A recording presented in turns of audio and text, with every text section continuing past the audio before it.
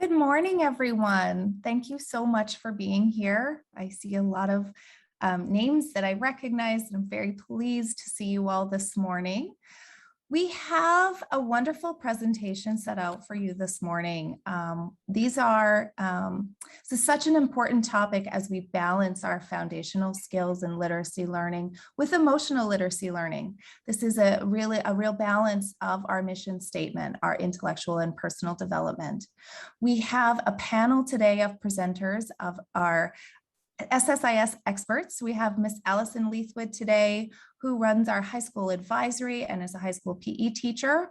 We have Mr. Lance Paul, who is our elementary school counselor, and we have Miss Roxanne Amor-Ross, who is our middle school dean of students. These three wonderful people work on our Work on Wellness committee, which is working on our strategic goal of wellness in our community. So I am very, very pleased to get this started. And as always, if you have questions, put them in the chat and please enjoy. I know you're going to pick up some gems today that you can take away with you and put to great use for you and your children. All right.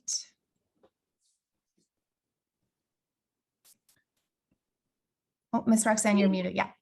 Good morning, everybody. I'm just coming from an assembly with middle school students, and it's so fun to be able to just snap my fingers and be on the other side of the virtual world. And here we are.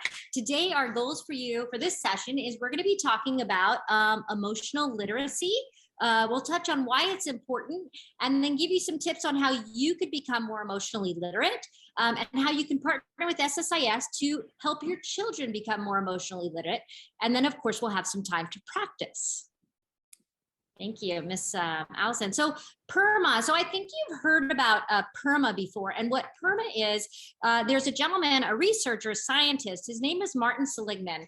And what he did is he did research on positive psychology. And what he figured out is that when you have things like positive emotions in your life regularly, you're engaged in things you enjoy regularly, you have quality relationships in your life, you engage in meaningful activities, you experience achievement or accomplishment, and you attend to your health, that actually all contributes to your overall well-being. So PERMA is an acronym for that.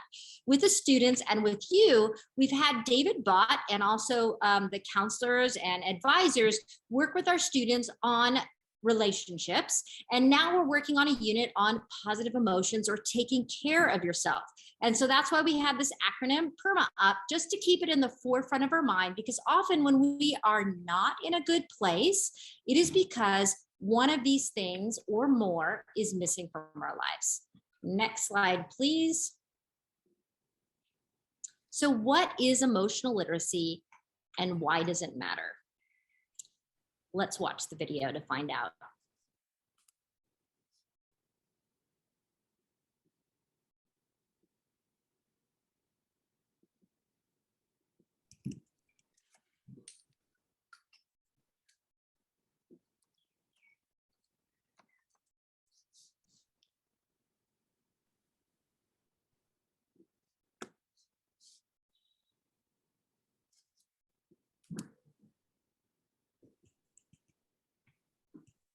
Sorry, we're not hearing the audio, I don't think.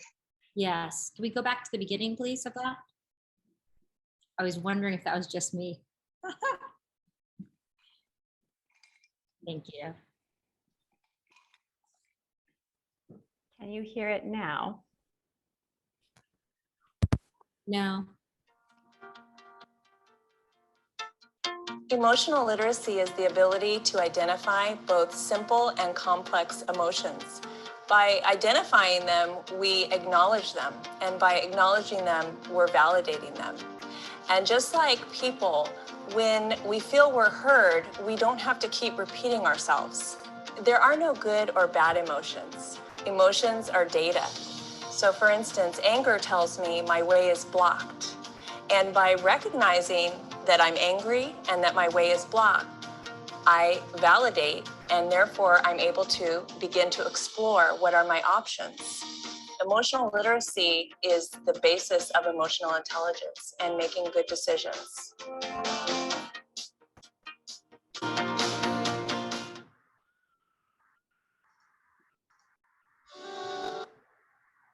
So what is emotional literacy and why is it important? I just want to recap what this woman said because she did it in such a concise and poignant way. With the next click, Allison. So it is the ability to identify both simple and complex emotions. And when we can identify the feeling, then we can acknowledge it and recognize it, validate it. So when we can acknowledge it, we can validate it. And when we validate our emotions, when we acknowledge that we're feeling them, it doesn't need to keep repeating itself over and over in our bodies and our brains, and we don't get stuck. We can move on. It's really important to know for ourselves and for our children that there are no good or bad emotions. And that emotional literacy, it's important because it is the basis for healthy decisions. We need to remember that our emotions, if we're feeling anger or tired or apathetic or really excited, that leads to action. So by being able to recognize what we're feeling and pause before we act, we can make even better decisions. All right, thank you, Miss Roxanne. So I'm going to be taking over, and I apologize for the no sound on our last video. Hopefully we got it all working now. So we have a couple of questions for you, and we're going to ask you to engage with us a little bit in the chat. And these are very similar activities that we actually ran with our middle school and high school students recently in an assembly 2 weeks ago. So this first question that I have up on the screen is, how does your family talk about emotions? And I'm going to explain what these little GIFs or pictures are on the right-hand side of your screen. So are you, as a family, and this is kind of generalized, are you a group of sharers? Do you love to share your emotions? Do you sit down at the dinner table and everybody talks about their emotions and what they maybe were feeling throughout the day? Are you potentially, and maybe not everyone in your family, but are you avoiders of your feelings? I know definitely when I was growing up, my mom was all about sharing. My dad, my brother, and I were all about avoiding feelings. We knew we had them, but we avoided them. We really didn't want to deal with them. Or is it possible that in your family, there might be some of you that are kind of in denial that what feelings? Those don't exist. Those aren't real things. And you sort of pretend like feelings aren't really a thing or they're not there. Or is it possible, and I'm sure we've all done this before, but maybe we're not always honest with our feelings. We will say when somebody asks us or our parents ask us, or our children would do the same, I'm fine, but you're really not fine. You're kind of a bit of like avoiding, but again, you already know you have the feeling, but you aren't feeling comfortable or courageous enough to speak up and to actually share that emotion.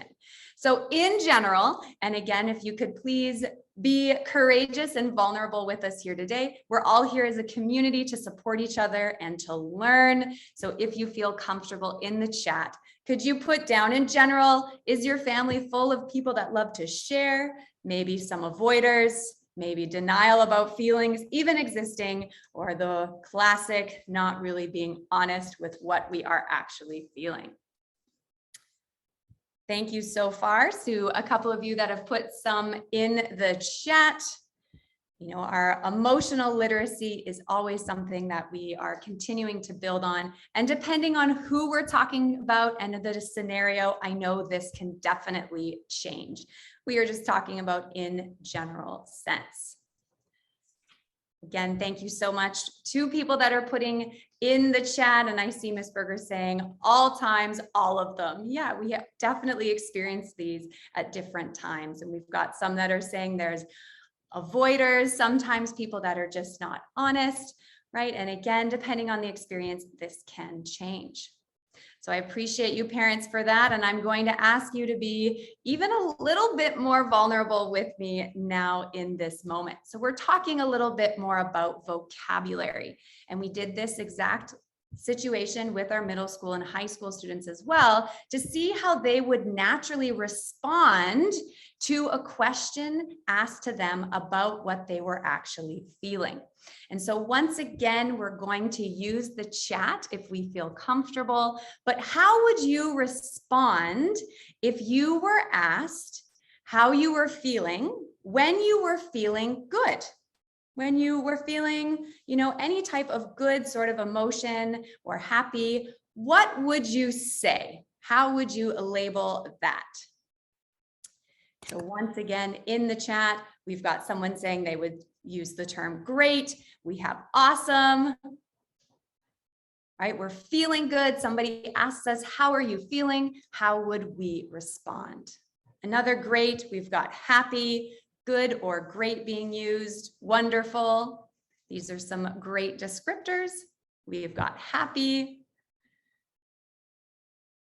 And I will pause for another moment just in case any more parents are feeling courageous to let us know. We've got excited as another great term. Enthusiastic. Oh, Mr. Paul coming out with a big one. Another excited. All right, thank you for responding. So I'm now gonna switch it up just a little bit.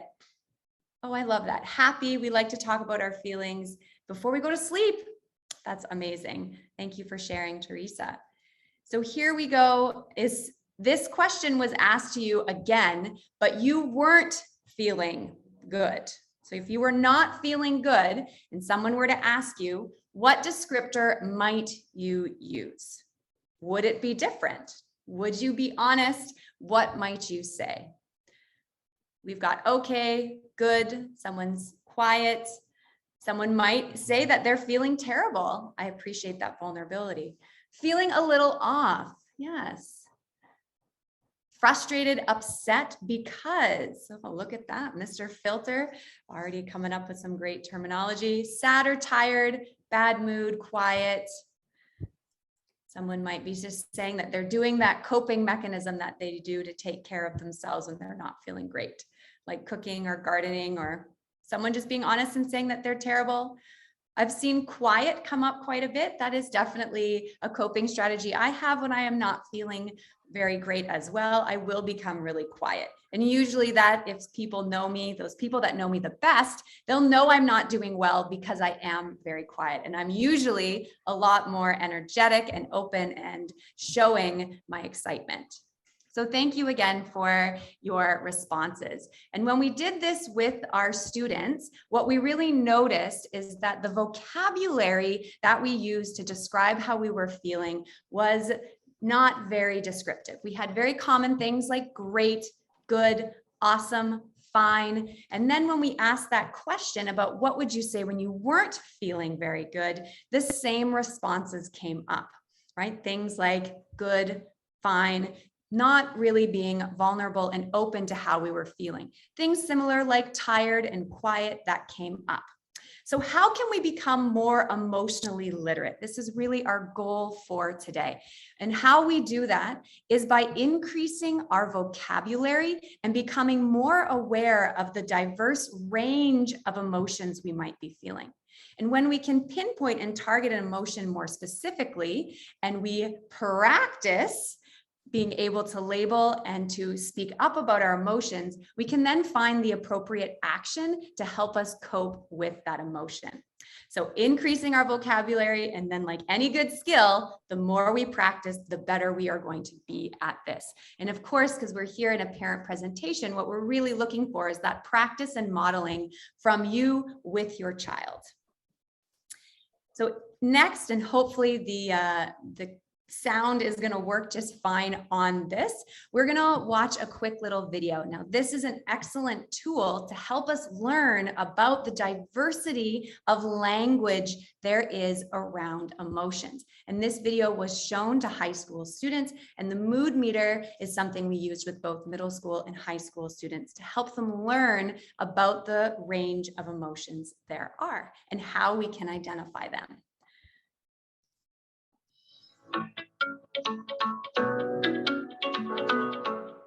The The mood meters are a tool to help us build better self-awareness, even language for emotion. On the x-axis, it says the word pleasantness. Think about it. Every morning we wake up and we think to ourselves, this is going to be a great day. Or, oh, I wish I could pull the covers over my head. That's pleasantness. We want to approach, we want to avoid. We feel pleasant, we feel unpleasant. On the y-axis, it says the word energy. Energy has to do with both your physical and your mental energy.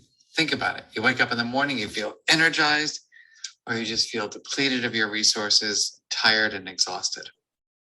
What we do to create the mood meter is we cross pleasantness and energy, and that creates the 4 quadrants: yellow, red, blue, and green. Each of the quadrants represents different emotions. Let's take yellow. High energy, pleasantness. Happy, excited, optimistic, joyful, elated, even ecstatic. Let's go to the green. It's still pleasant, but it's lower in energy. Calm, content, tranquil, peaceful, relaxed, at ease. The blue and the red quadrants are unpleasant feelings. Remember, unpleasant doesn't mean negative. Unpleasant doesn't mean bad. Just means they don't feel pleasant on the inside. And the red quadrant is our quadrant that represents words like anger, anxiety, among their different intensities. So you can go from peeved to angry to enraged, or from uneasy to worried to anxious to overwhelmed. Finally, the blue quadrant represents emotions like sadness, loneliness, despair, even deep depression. Those are the 4 quadrants of the mood meter, and what they're helpful for is just taking everything that's going inside your head and putting it out into these 4 quadrants. It allows us to take our complex inner lives, our feelings, and just say from the beginning, am I in the yellow, red, blue, or green? And you might even ask yourself, why am I feeling that way? And then in turn, try to find the best possible word to describe your feeling.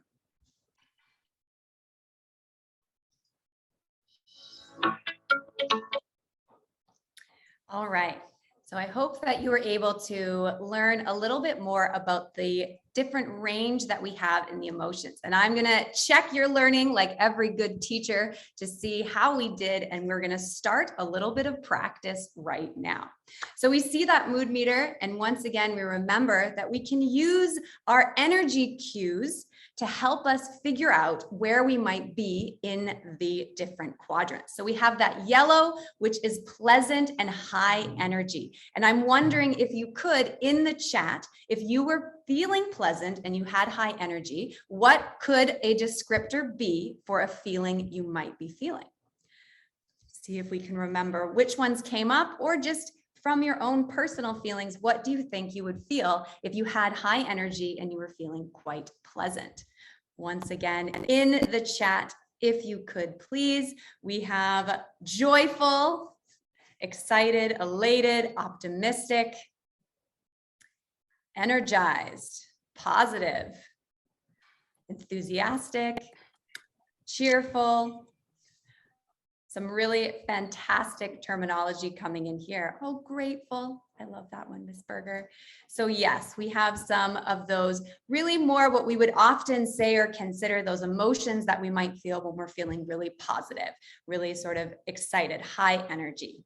So let's turn ourselves now over to the red quadrant. So on the other side. So what might be a descriptor we could use if we were not feeling maybe as pleasant, but we still have high energy? We still have a lot of focus, or our heart rate is still quite elevated. How might we describe our feeling if we were in the red?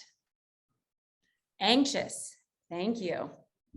Frustrated, angry, stressed, worried, irritable. Ooh, good one. Tense, furious. Look at us doing such a great job with our emotional literacy vocabulary right now. Oh, scared. Yes. Others anxious, uneasy. Excellent. Thank you. And there we see there some of the great descriptors for our red quadrant. We're going to pop back over now towards the green. So here we are, we're going to practice our terminology within the green quadrant. So if we were feeling pleasant, but we have low energy, how might we describe and label an emotion if we were in that quadrant? We have relaxed, chill. I like that. Lots of people chill and relaxed. It is definitely a great way. It's how I often feel on a Saturday morning. We might be focused, thoughtful, peaceful, restful. Yes. Mellow. Yeah. Loving.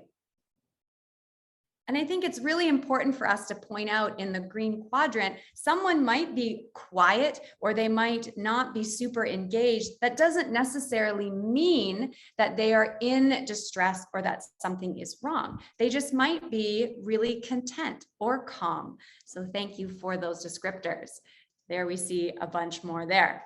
And last but not least, let's pop over to the blue and think about that unpleasant, potentially low energy. What might be a descriptor if we are in the blue quadrant? Sad, bored, tired, frustrated, depressed, low, lost, discouraged, miserable, fatigued, stressed, apathetic.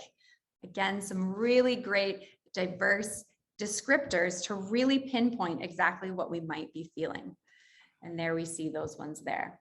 So thank you so much for practicing with me. I think we're already on the road to becoming a little bit more emotionally literate. So once again, just to reiterate and come back into this concept, when we are able to label emotions more specifically, right? And we can use our acknowledging its intensity with that energy and pleasantness. And then when we can be vulnerable and courageous to verbalize it, it really can help us deal with that intense emotion. And when we are able to accurately label, it really makes an individual, someone else who might be around us, understand us more deeply and understand what exactly it is that we are going through, okay? And why maybe we reacted or acted a certain way. As an example, with this scenario, you maybe all have felt before, I feel sad because I've asked my son to clean up their room 3 times and he hasn't. Instead of sad, really trying to focus in what is it actually that we are feeling? And it might actually be discouraged. And being able to verbalize that might help your son realize, they're really discouraged with me. I might be disappointing them. I want to make sure that then I will go and clean my room. Maybe always, and we hope that would happen. I feel good, and maybe instead of using that as a descriptor, using pride, because my daughter is making progress with her reading skills. So just again, trying to improve our literacy and our knowledge around the language to help those of us around us and ourselves understand the emotions that we might be feeling. So I'm going to pass it back over to Miss Roxanne, who's going to take us through this next part. So thank you, Ms. Leathwood. That was such a wonderful job. Yeah, so let's see, can we all chime in and say, how do you really feel? And if you don't feel comfortable saying how you really feel in this moment, can you share how have you really felt sometime this week? And just pop that in the chat. And we have this board up. And this is something you might even print out or have available in your family if this is something you want to do. So how have you really felt this week? And thanks for being honest and putting things out there like despair or worried or focused, but also or hopeless or apathetic. And what's wonderful about that is that it helps people, like Ms. Leathwood said, better understand you and better connect. And when we have better connections, we have more meaningful relationships. And that actually adds to our positivity. And it is actually such a gift to be connected with someone, a family member or a friend, in such a way that you can really say, I'm feeling really lonely today, if that's how you're feeling. And at the same time, I'm feeling so jazzed right now. And true friends are people that are there when you're not feeling great and also when you are. So thank you, Restless. Thank you so much for being so open and honest. And I feel like we are this SSIS community, and how wonderful when we can connect and be authentic with ourselves. Thank you, Ms. Leathwood. Hey, good morning, everyone. So earlier we viewed a short video on emotional literacy, and we recently explored the mood meter, which is great at identifying emotions, as well as validation and normalizing our emotions. Now, what we're going to focus on this slide is we're going to extend into techniques and conversation threads that we can add to our vocabulary in developing our family's emotional literacy. And some of these techniques have already been highlighted in the video and with Miss Leathwood and with Miss Roxanne. So the first technique I'm going to share with the family or families and with the team is acknowledging and labeling your child's emotions. It's important to validate and accept your child's emotions and their emotional responses. So make sure, don't immediately judge or criticize or negate how your child is feeling. Try and identify with how they are feeling and model how that you can reflect with them on their behaviors. So naming the emotion for them and saying things like, oh, that sounds really frustrating. I can see you feeling frustrated right now. So how can we work through that together? They need to feel that support from you as mom and dad. Or on the other end, you could say, oh, how lovely. I can really see how excited you are with the activity that you're currently doing. The second strategy or technique is encouraging your child to talk about their feelings. And in order to do this, we need to create a safe environment where they feel comfortable in talking about their feelings and emotions. And these environments need to be free from judgment and criticism and also finger pointing, because sometimes we can do that, and that's a non-verbal cue, and that can represent that you might be feeling frustrated, and your child picks up on that and they feel that you might not be as approachable. The third technique is help them to recognize the signs about how others may be feeling. I love to adopt this technique within my family with my boys. I've got 2 younger boys, and what I do is I like to read stories with them or join in with them in watching a program such as Paw Patrol, where maybe one of the characters might not be doing a behavior or might not be doing an action that is appropriate. And then you can reflect with them and saying, how do you think that character might be feeling right now? And then maybe pausing the video and giving them time to reflect on that and allowing them the opportunity to reflect with you on that. It's a great visual tool. You could also ask them, how would you feel if that happened to you? So put yourself in that person's shoes. So that's empathizing. And that is a really valuable tool in getting them to actually put themselves in other people's shoes and identify the feelings that others might be feeling at that point in time. The next technique is modeling with them how to calm down. So encouraging them to take a step back and calm their feelings. What I sometimes reflect on with my son is when he's feeling frustrated, and frustration is a normal feeling, is encouraging him to maybe take a step back and find a quiet space where he can calm down. And if he needs support, I will be there in the room with him to help him develop some calming strategies, and then maybe removing myself from the situation. And you could do that too, in which you're giving them the opportunity and the control and the self-confidence to build on their own calming strategies.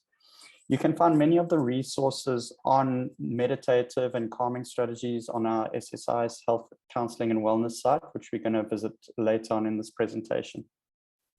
The next technique is teaching your child alternative ways of expressing their frustrations. So asking your child an open-ended, empowering question to help them feel that they have choices. So we need to also look at removing the shame and the guilt from that questioning technique, like, oh, why did you do that? That was the wrong thing to do. Rather saying, how could you explain how you feel using words rather than hitting or rather than actions? Or can you think of a different way to let your brother know that you are angry right now instead of trying to push him out the way? So I find I use these conversation starters and these conversation threads quite a lot in my family. The next technique is recognizing what motivates them to perform at their best.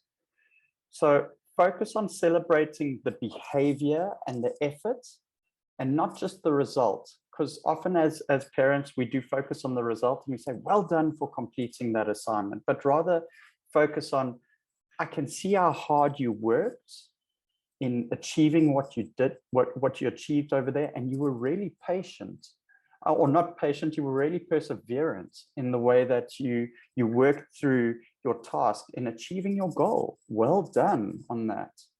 And I can see how much effort you put into that. Well done. You're building their self-confidence in that way. Another motivational tool that I thought of before this presentation is the love languages. And it's written by Gary Chapman. And what this book focuses on is the 5 love languages.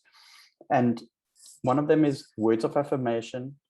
And many of us respond positively to words of affirmation saying, well done. You did a great job over there. I can see how you persevered through the task. That's a perfect example that I reflected on previously. The other is quality time. Some people respond well to quality time, and maybe with your sons and your daughters, you could say, okay, I can see you've worked really hard through your virtual school assignments. Let's take a break together and let's go and do something that you would enjoy doing. Would you enjoy going to play some basketball outside, or playing tennis, or going for a swim together? The other is gifts. Some individuals enjoy gifts. So it might be, you did a great job over there and I'm really proud of your perseverance. Again, my son enjoys gifts. So would you like to go for an ice cream? The other is acts of service. And the last one is physical touch, and just giving them a hug to say, you know, that I could see you were really frustrated over there and I'm here to support you. Thank you. Next slide, please. So what we've created here as well is a conversation thread, an example of a conversation thread that you could have with your child when your child is working through those unpleasant feelings. So what I'm going to do now is run through the conversation thread that you could possibly have with your child, and then we can make links to the techniques that are being used. The first is, I can tell that this is frustrating for you, or this is challenging for you. That's acknowledging the feeling. Then what you can move into is a second thread, which is, I totally understand. I connect with you. I also had times when I felt it was difficult for me to work through challenging emotions. And that's okay. That's normalizing the feeling. And it's quite interesting when you use this thread of normalizing the emotion, you're going to find that your child will look at you in awe and say, wow, you, mom, dad, you also find it challenging to work through that, but you're normally so composed. And my son often says that to me, and I said, no, but I have moments where I'm just a human being. I have moments where I find it challenging to manage my emotions, but I work at managing by adopting some calming techniques, or by taking a step back from what I'm doing so that I can relax and calm my thoughts before I re-enter the conversation. The third thread is, I want you to know that I believe in you and I trust we will get through this together. This is a great thread because your child not only feels validated, but they feel supported. And this also helps them build self-confidence, because the word believe is such a powerful word to use with your child in giving them that confidence in knowing that you actually stand alongside them, but you also believe that they are capable of working through this. The last thread is, we will practice and work through it together.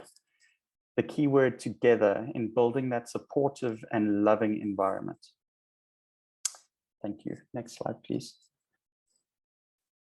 So in our next slide, what I wanted to do is we're going to do a fun and engaging activity, and we're going to use the Zoom chat.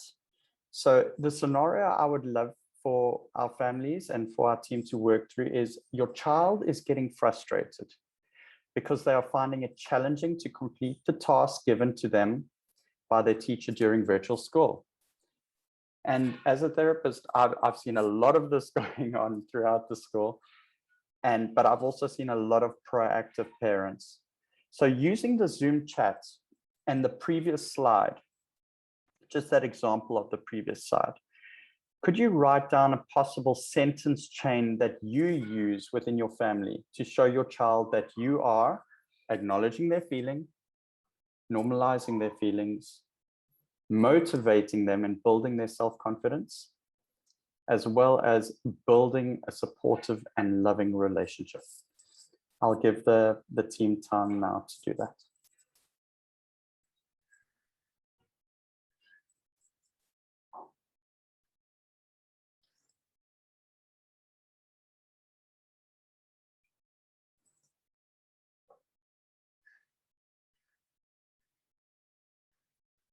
I can see that you are feeling frustrated with your assignment. I felt that way before too. With the work I do, I believe that you can do this. Let's work at this together. Great one, Mel. I can tell this is frustrating for you. That's great, Roxanne.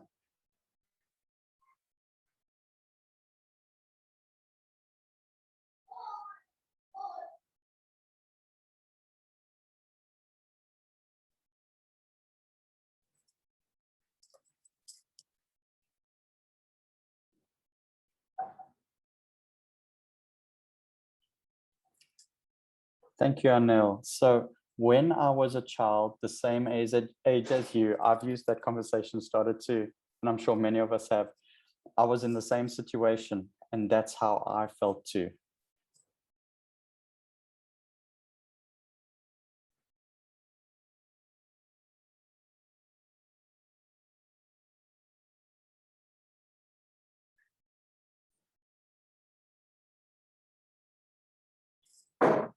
That sounds so overwhelming. Is that how you are feeling? That can make it hard to focus and get things done on time. That's great, Jacob.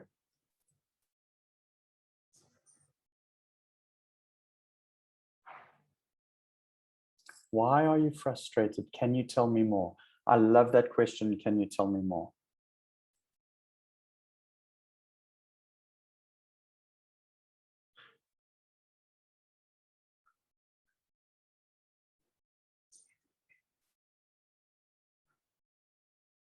Okay, team. Well, while the rest of the team is writing down their responses, I'm sure we could move over to the next slide, and then we can continue the discussion.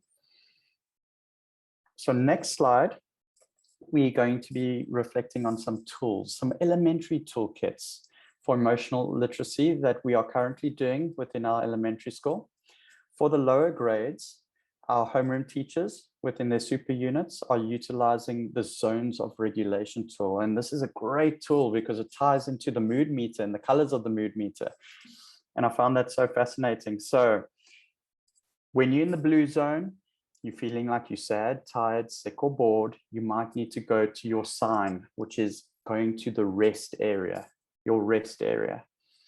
When you're feeling, you're in the yellow zone, you might be feeling silly, wiggly, or jiggly, or you're feeling upset, or you're feeling a bit confused or hyper. You might need to slow down before you go back into the green zone. And the red zone is associated with frustration, or you're feeling like you want to yell, or you're feeling like you want to use a physical action, or you're feeling a bit mad.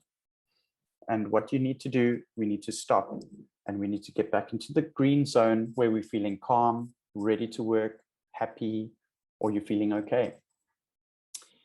At the bottom of these zones, we have a list of tools and strategies that students utilize. So simple tools And I find these simplistic tools are highly effective, and students often reflect that they adopt 2 to 3 of them at home already. They like to take a walk. They like to walk away from the situation. They like to maybe do some exercise, some stretching exercises. They like to talk to adults already, which is so important. Many of them like to listen to music. They use audio as a means of relaxation. Thank you. Next slide, please.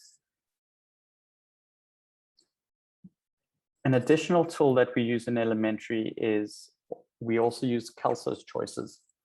And Kelso's choices adopts the circle of techniques, which I love to use with the students, but teachers are also adopting these techniques. And I know grade 2 are currently using this within their self-regulation unit.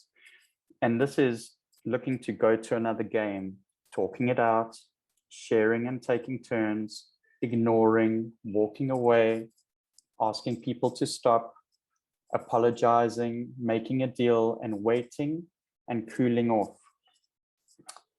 What I'm going to look at doing is also at the end of this presentation is we're going to be looking at adding these toolkits to our SSIS Health Counseling and Wellness site for our community so that you can enrich your emotional literacy skills with your family, and you can reflect using these toolkits. Thank you. Next slide, please.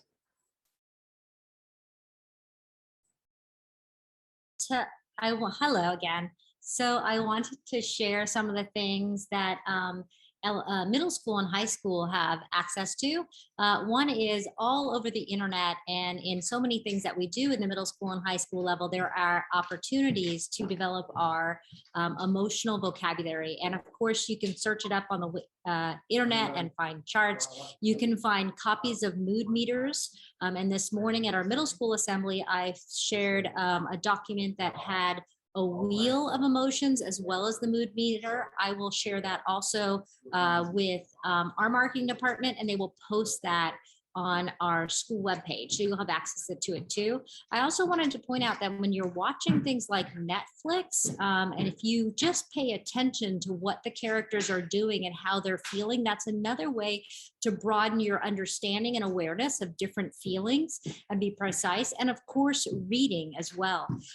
You know, the mood meter that we should watch the video on, there's actually apps, mood meter apps, and I found a free one. I haven't recommended to students because I don't know how they use the data, but of course as parents we can. And let me see if I can find my mood meter app.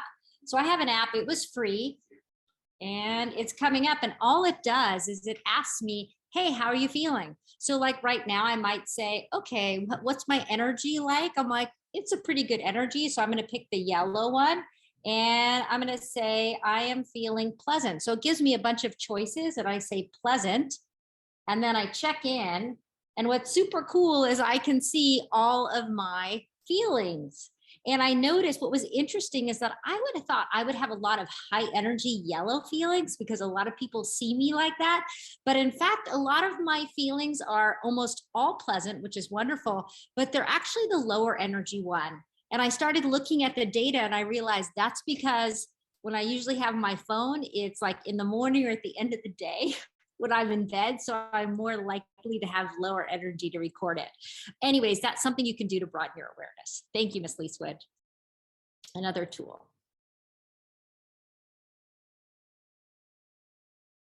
The SSIS website. I think Mr. Paul, you'd be a great person to tell us about that. Yes, thank you, Ms. Roxanne. I didn't realize it was back to me.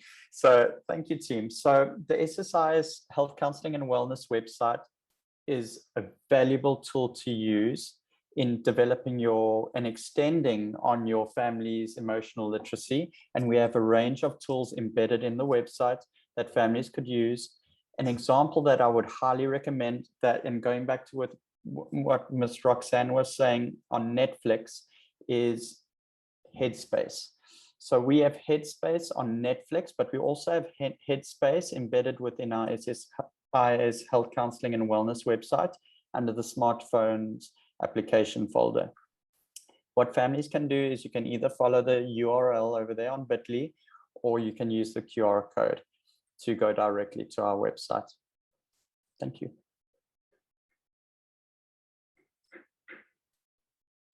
So emotional literacy takeaways. Wrapping up, we just want to say again, it's about recognizing them, acknowledging them, and just understanding that there is a broad spectrum. We know we feel much more than just simply happy, sad, tired, or angry. There are no bad feelings. They're just feelings and they move through us, and that is a human experience. Stress is a natural feeling, and in fact, when our stress level matches a challenge that we're experiencing, it actually helps us to focus and achieve. Emotional literacy, what we've talked about today, is something that can be developed. We're doing it at school, and I can see from what you put in the chat that you are too at home. And the great thing is, again, it can be developed, and there's so many tools to do that. I wanted to share also that after this presentation today, in our Dragon Digest, we will link the recording and the resources. Those will come out on Friday, and that will also include a one-page document that you could possibly post or share with your family that has a bunch of vocabulary for broadening your emotional vocabulary at home. And now we'd like to just open it up for any questions people might have. And you're free to unmic yourself and unmute yourself, turn on your mic and add or pop them in the chat.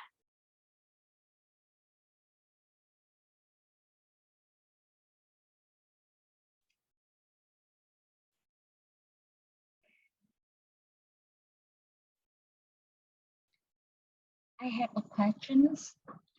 The first step is about acknowledging my children's feeling. I think that sometimes like especially teenager, they show the other feeling on the surface in order to conceal the other feeling under that. So how can we really see something under that so we can show we can show our concern, so it really go to the point. But sometimes I say to my son, I don't know why you're really angry. Angry is not really the feeling of my son at that moment.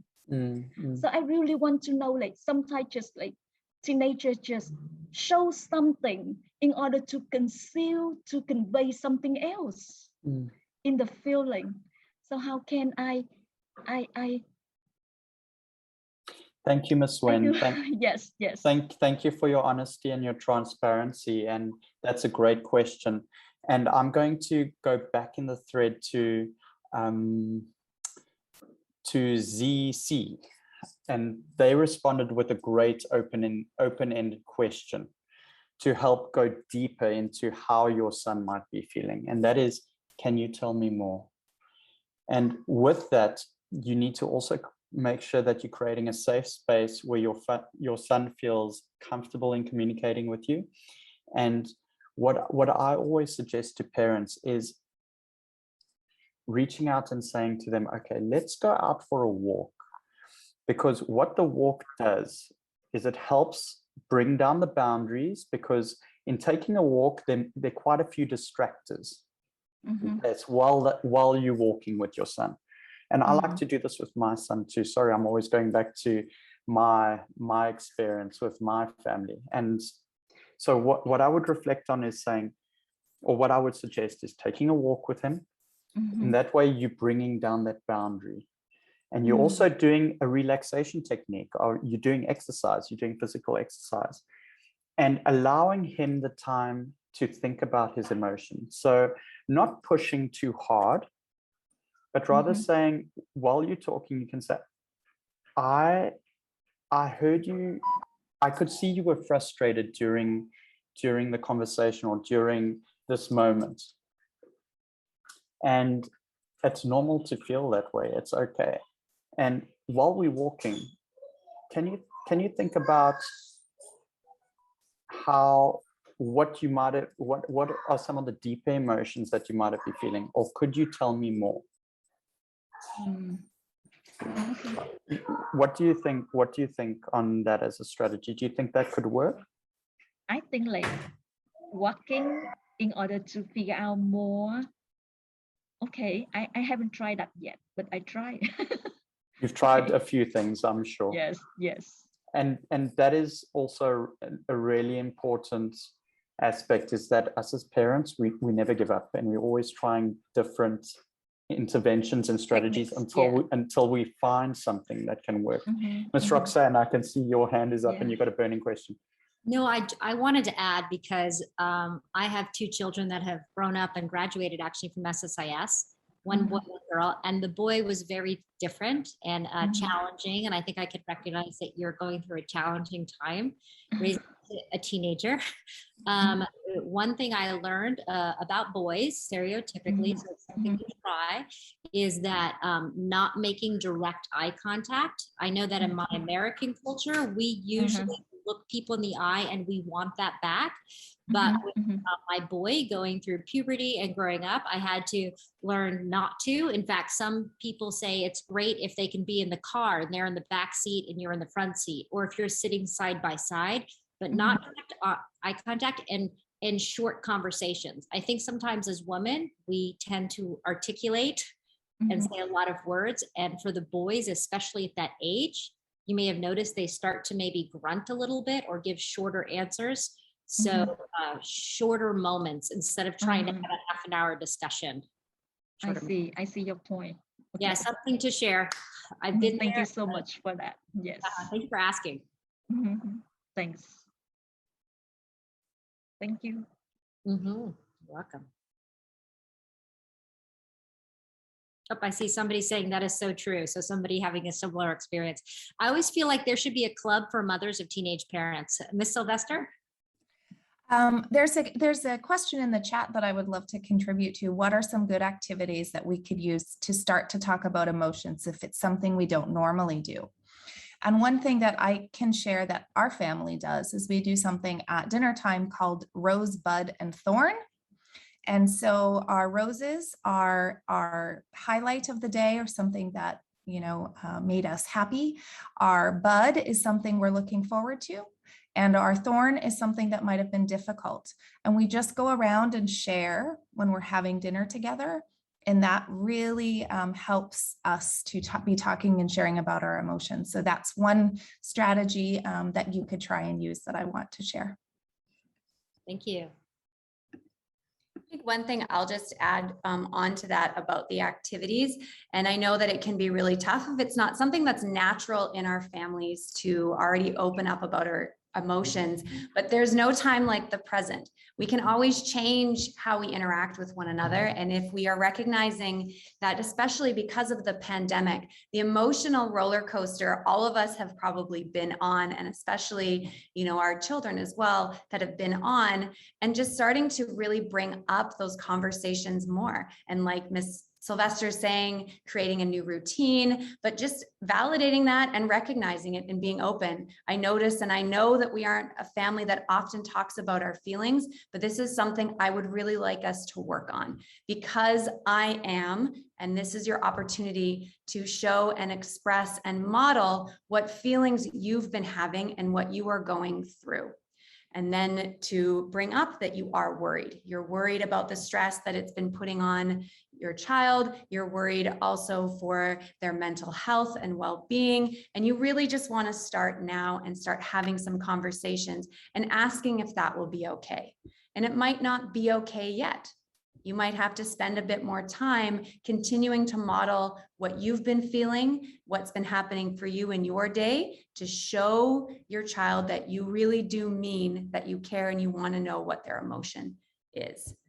And then, of course, we always have our counselors here at the school that you can use as a resource. If you're really concerned about emotions and your child is just refusing to reach out to you, you can always reach out to the counselors and ask for some support as well. Alison, we have a participant with a hand raised.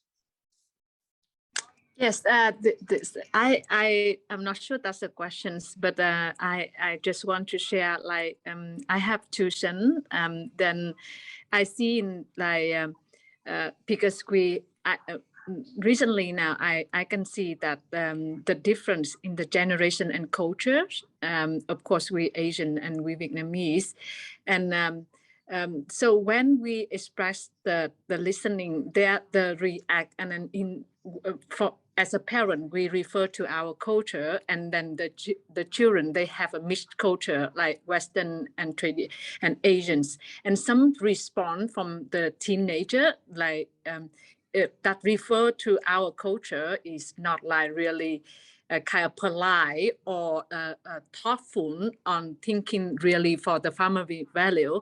I see that there's some gap that make create a barrier to listening and accept the emotional and accept that the situation of the kid, the thinking of the children. So that's it where that I see the gap, like the culture to have to understand and listening sincerely without judging the kid, because like I'm not sure that other parents, but then I see that the gap between the authentic culture and the missing culture between the parents and kid at home. Yeah. A good point. Ms. Leah, I'd like to share. I've recently read some research, and I've been looking into some interventions in terms of supporting the family. And you reflected on values and culture. And macro, we're looking at the culture within our country, but micro, we're looking at our family culture and establishing our family's culture. And I would highly recommend sitting down with your family and developing a mantra of your family culture and what your family values are, and writing them down. And many therapists would actually recommend this too. And it's something you can go back to and you can revisit. And what are your family's core values? And what are your family's cultural beliefs? And then looking at strengthening that process. Yep. Thank you so much. Yeah, I will search it up. But it's really, I recently see the gap, and then of course, when it's hard to accept the feeling, this is really hard to listening their feeling. I think I've noticed as well in advisory, as an advisory teacher and working a lot with the high school students, this is something that comes up with them a lot. When we're talking about emotions and being really open, the students will express that as well. Well, it's not really part of our culture. That's not really something that we do. And so we recognize that and we sympathize, and you know, we all are just trying to do our best, and we're trying to give students the opportunity to have some voice, to make sure that they are able to express when things are going really wrong for them. We're doing our best to help them build some resiliency tools so that they can help manage their own emotions on their own. But we all know that we can't always do everything by ourselves, and that we need a little bit more of a support network. And so we can just take little steps, one little step at a time, to try and again model or really open up some of those conversations. I see Dr. Moran has a hand raised. Thank you. This is a wonderful conversation. And as I listen, and that mom who just spoke there, I think we can do more as a school to have conversations about culture, the difference in culture at school, the culture that students are engaged with at home, the values, and how we all approach that. Because I know we give a lot of information to parents about the curriculum and our teaching approaches. And when your child comes on campus, it's not just the curriculum and the teaching approaches that they experience. It is a whole other set of, it's a new cultural experience. It's not any one particular culture, but it's the combination of all the different cultures we have represented here, and our teaching methodologies and our teachers and the whole ethos of the school. And so I think this is something that we can follow up with, both in terms of helping our parents to understand when their child enrolls at SSIS, what that culture means. And we can help our teachers who come to our school. And we do this during our orientation, but we can do even more, helping teachers to understand from the perspective of a student and the parents. So I think this would be a wonderful area for us to follow up. It's along the lines of third culture kids and what third culture kids experience, because they're navigating different cultures. So I look forward to doing more with our community on this important topic. So thank you for bringing it up. Yeah, thank you, Dr. Moran. As you spoke about multicultural and third culture kids, I saw a bunch of heads bobbing up and down in agreement. Mr. Humes, I see you have a hand up. Hi, good morning. Sorry, let me put my hand down again. There we go. My video on? No, there we go. Okay. No, I just wanted to not miss a question that we've got to, first of all, thank you. Great session, everyone. Really good information. And a lot of this is, I can say, backed up by research worldwide. So yes, we do definitely want to have conversations about cultures, but these topics are definitely relevant to everyone. The question was, is it okay for children to see their parents are vulnerable? And I wanted to jump here and say, yes, please, please, please be vulnerable with your children. Now, my mother had 2 different types of cancer when I was very young, and she did not tell us about that. And I think that was a good decision because I was 8 years old. So I don't mean tell your children everything. But when we're talking about our emotions, they need to see that you're not perfect. And one of the mistakes we try and be the perfect teacher, we try and be the perfect parent, and those people do not exist. And we're actually lying to our children by showing them that or sharing that with them. So yes, use model and say, you feel frustrated, you feel worried when you're angry. Most emotions we feel are not pleasant, and that's so to keep us safe, from an evolutionary point of view. So there's a lot of negative emotions out there. Remember, they're not bad or good, they're just pleasant, unpleasant. This was a very good session. Thank you so much. I'm really loving the conversation. Great. Ms. Sylvester, you opened us today. I didn't know if you had words to say or if you wanted to have some final thoughts. I would like to offer final thoughts to Dr. Moran, if she would like to close us. I would also just like to say thank you. This has been an incredibly important presentation for all of us, that we will continue to do the work with you. And I just was so pleased with the work in the chat, and parents, you're doing an amazing job. We're all in this together. I'll let Dr. Moran just finish this up. Thank you to Alison, Roxanne, and Lance for this work. Thank you, Melanie. Thank you, Melanie and Lance and Roxanne and Alison, and all of our parents who participated here today.